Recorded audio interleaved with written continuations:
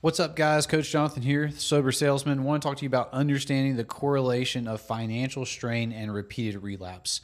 You know, I've been sober 13 years. I relapsed a couple times in my efforts of recovery and stuff like that. So I've been through that part. I've been through rehab. I've worked at rehab. I've gone through, like college, owning a business, now in a sales career. And this is an issue I see a lot.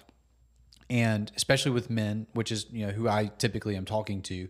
But I wanted to go through this like in a picture to go over like this concept, because I think if we understand the patterns, it's easier to interrupt the pattern and change the outcome, right? But until we actually understand the pattern and look at it from a bigger picture and say, hey, where is the problem here? That's usually the best thing to consider if you want to change. It's no different from when I owned my gym and it was fitness. When I talk to someone and I'm like, well, are you currently working out? No. When's the last time you were working out? Long time ago. When you were successful, what happened? Well, I would go consistently 3 to 4 days a week. And I'm like, okay, so you're saying that going consistently is the thing that you can do that leads to your success. That's the problem to solve. It's not the workout program, nutrition. Yeah, we can get better at that, but it's the workout program first. So you're understanding the core problem. That's what this is. We're going to do is we're going to using pictures, look at what the core problem actually is. So when we look at the typical cycle of, wanting to get sober and relapse, we're going to kind of use this to draw in financial strain. There's other pieces, but this is just a big one that I see that occurs, and it creates a certain type of pressure that makes it difficult to continue on in your sobriety efforts. And, cost of things are going up. Inflation is a thing that we've seen all of time. And so, we need to understand, if we're going to help someone, or if you want to stay sober long term, you have to reduce financial pressure. And when it comes to it, there's ways you can either decrease your expenses or you increase your income. If you have a family, if you have obligations, you can decrease your expenses to a certain point, but at some point income's got to go up, right? And I want to show you about this cycle that we see. I got this, let me pull this picture up here. So we've got this here. Let's make it a little bigger. So this is the cycle of financial strain, relapse. And let me move myself out of the way. Okay. So this is, a pattern that I often saw whenever I worked in rehab, but also just over the years, interacting with people in the recovery community, people who've struggled to stay sober and stuff like that. So there's like this concept of like, okay, I want to get sober. And then you go to detox, rehab. Some people, they say, hey, I want to, just do it cold turkey, whatever. It doesn't really matter. But, you get clean, right? That's what this one is here. And then, you feel better. You start having hope of a different outcome. So like as you're in treatment or as you're getting off the drugs, you're like, hey man, I'm starting to stack days. I'm starting to have time, clean. I'm starting to feel better. You start to physically maybe be a little more active, maybe start exercising, you start eating regularly. Your body starts regulating hormonally. Just all those things are going in a positive direction. And you start to be like, okay, maybe this time's going to be different. Whenever you get off drugs, any type of substance, when your hormones start to normalize, you just start to feel better because there's more balance of those hormones. And then you get out, you go get a job because you need to have an income. So, you think, hey, I got to earn some money. Great. Now you go back to a low skill job or job you were at last. Now, some people, their last job was really high earning, but this can apply to you. You go back to it so you don't have financial strain, but it's a bad environment. So you would need to change that. But for the most part, this is normally talking about jobs that are either low skill or lower income. Like they don't really provide enough to cover lots like expenses and responsibilities. And when I say expenses and responsibilities, I'm talking about, you got to pay for your kids, you got to pay for bills, all that type of stuff. Like I've got 2 little kids, I've got a wife, we've got 2 cars, we've got stuff we got to, pay for, right? So you go back to a low skill job or job you were at last. You end up around the same people or things, plus barely making ends meet. So you're around similar people that did similar stuff, or like they live a certain type of lifestyle. Like I hate to say it, I'm not trying to stereotype people in different places, but a lot of times, we end up in these same pools of people and it can cause problems, right? So like if you're at a lower skilled job, it doesn't require as much training or whatever. Those people, they're going back to these jobs for a reason, because they're easy to get, they're simple to start. Or most of the time, if someone's in addiction, like I know the jobs that I went back to, like the people I hung out with were some of the people I did drugs with. So it was no surprise that when I went back to those jobs, I had some of those same experiences.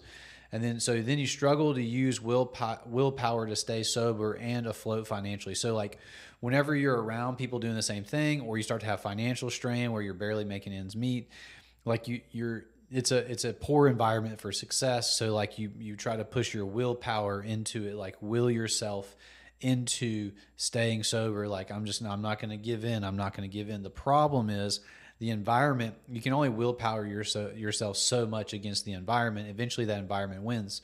Like our willpower is a finite resource. It has to be renewed every day. Like each day you only have so much of it. So if your day, is spent around like how much you lack, what you're not getting, the people that you're trying not to be like, even though you're around them, and you hear what they say and it feels like nails on the chalkboard, like that stuff it's an energy drain, right? And then, you relapse from the pressure, and then you either, go back through this cycle or you stay in addiction, right?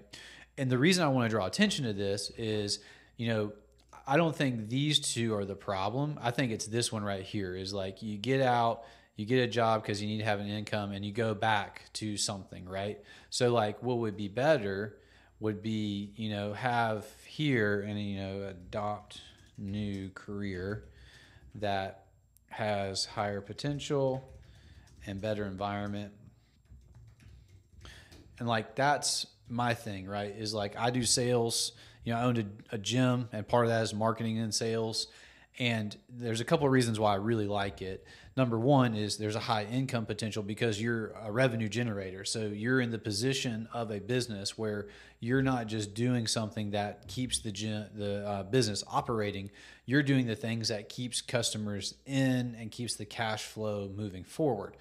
That's a high value thing. So like as a business owner, if you can go to a business owner and say, hey, like I can help you find new people, and I can help convert those people into the customers at prices that are, sustainable for the growth of your business, you are going to get paid very well for what you do, because that's like a big piece. Normally when you are on the operations side of a business, where like you're doing the work inside the business, like servicing the customers and support and stuff like that, like you don't get paid as much because that's a lower skilled job, right? So that's like if you take a job at Amazon. I did that part-time one time because like I was struggling financially. Like you are doing a role that is part of the operation of the business. It's not a high value position. It can be easily trained, easily moved a new person in, right? But revenue generating, as landscapes of marketing, sales, like being able to have value propositions with people, being willing to ask difficult questions, to handle objections, stuff like that. You do that stuff and you do it well, like you're going to make a lot more money.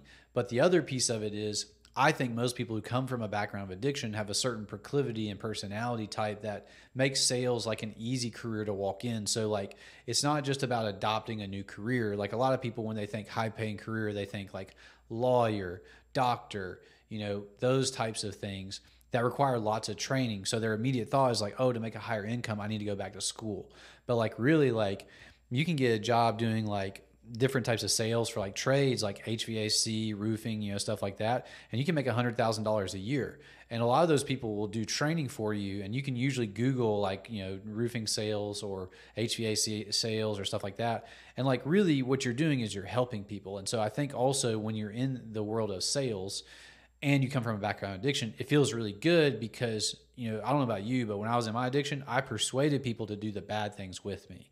And I hate that. I don't like thinking about that. It's just the truth.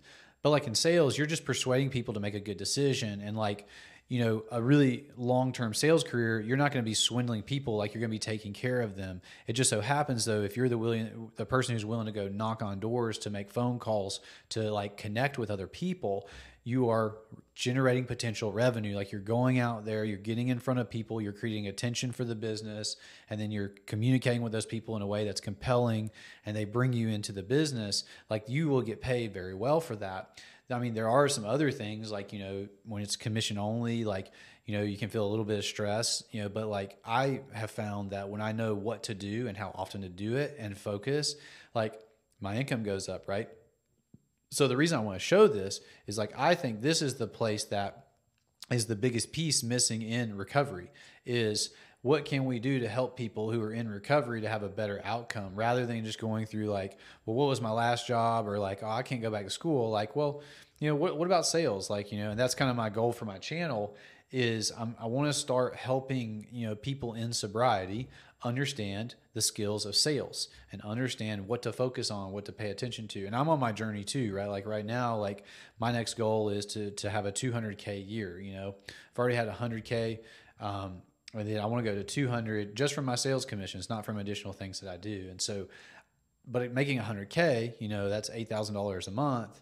Like that can help out a lot of people. And so I think once you even know this is possible, like this is a career option for you, you can get out of this strain of finance and then you can start moving forward in your recovery. Because I think like there are a lot of people that go through these couple steps and they're well-intentioned and they're on the right path, but then like they get back into these environments, they don't get out of it and go somewhere else, right? So just want to encourage you guys with that, kind of understanding this. The first part of change is awareness. And so if you find yourself in this or you've seen yourself go through this loop, I've gone through it myself. The first time I went to rehab, I went back to a job that I had last and I was going back to school trying to get a degree, it was going to take a long time. And like it just mentally was a struggle, right? And so just want to encourage you and let you know, like, hey, you can find sales careers out there. I encourage you to look at that as an option for you. You're going to be way more likely to find like a wage, an income that's going to sustain you. Especially, a lot of people I knew, they're men, they had families, they had people to support. Like, there's a lot more opportunity out there for you. You might just not even be aware of it. So that's like the first part, but also like this is just kind of the first video. I do stuff like this for where I work right now, but like I want to like help you understand what sales is and how you can become of value to somebody else. Like you can become a revenue generator for someone else. So awesome, guys. That's all I got. And then here's my black eye from a screwdriver handle. I was working on my car this week.